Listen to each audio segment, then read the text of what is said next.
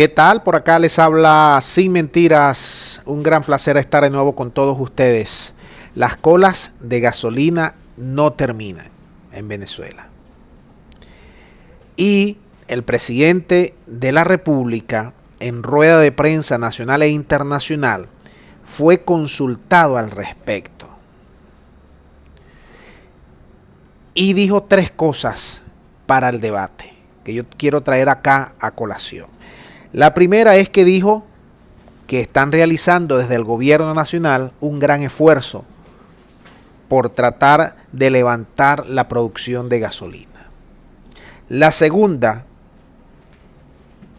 que para el segundo semestre del próximo año, 2022, él prevé y cree que vamos a tener la estabilidad, que se van a terminar las colas de las gasolinas, las filas, contradiciendo lo que ha dicho anteriormente su ministro de Petróleo, Tarek El Aissami. Y la tercera cosa es que ha dicho que ha venido el país rompiendo con la dependencia tecnológica del país del norte. Dicho esas tres cosas, hay que precisar lo siguiente. Amigos de Venezuela y de América Latina, aquí hay dos tipos de venta de gasolina. Una que te vale $0,5 el litro y la otra que es prácticamente gratuita. Donde se ven la mayoría de las colas es en la gratuita. Que si tú te pones a sacar cuenta, llenar un tanque de 40 litros o de 60 litros equivale entre 20 a 40 dólares el subsidio por persona. Vayan sacando cuenta lo que les voy a decir y les voy a explicar.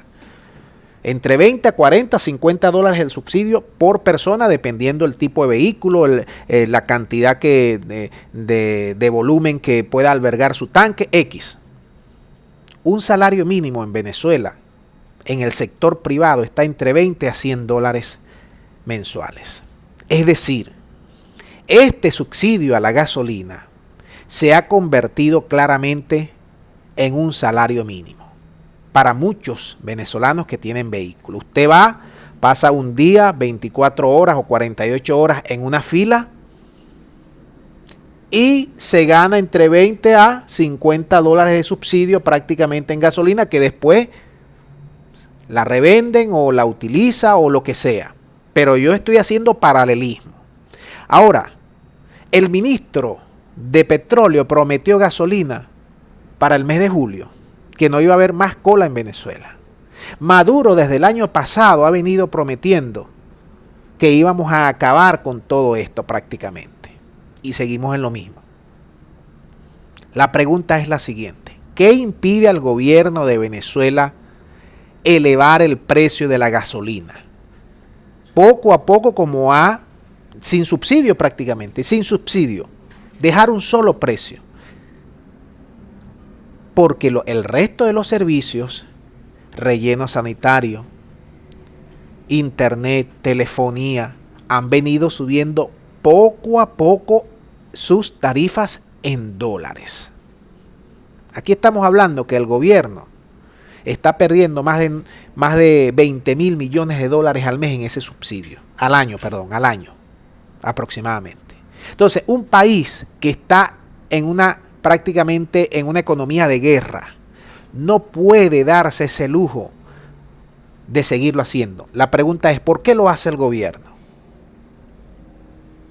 Si nosotros no enseriamos nuestras políticas económicas, dejando esos subsidios para los que más lo necesiten, por ejemplo, y no para estar un subsidio de la gasolina, que desde hace 30 años no se ha podido eliminar ese subsidio, nosotros no vamos a ninguna parte como país. ¿Cuál es la necesidad que tiene en una economía de guerra estar pagando medio dólar por los servicios o 0 céntimos por los servicios o servicios regalados? ¿Cuál es la necesidad? Miren el estado en que se encuentran las empresas de servicio en Venezuela. ¿Cuándo vamos a dar un salto de modernización y de calidad? Ahora, nosotros tenemos que entender que este tipo de servicio sí debe tener una tarifa social, pero nunca a céntimos de dólar. Jamás a céntimos de dólar. También debe darse un salto de calidad en la prestación, atención y modernización del servicio. Los servicios acá en Venezuela están por los suelos, no solamente los públicos, los privados, porque nos meten siempre la daga de que lo privado siempre va a ser mejor. Aquí en Venezuela no es mejor ni lo privado ni lo público. Sacará alguna que otra ventaja a lo privado, pero está dentro de ese mismo macrosistema que es Venezuela, donde el sector servicios se ha acostumbrado a darle una patada a la calidad, a la prestación y a la atención que le debe dar a la gente.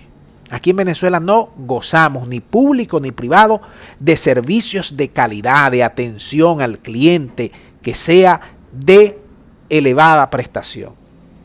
¿Por qué? Porque es una cultura que se creó desde hace muchos años.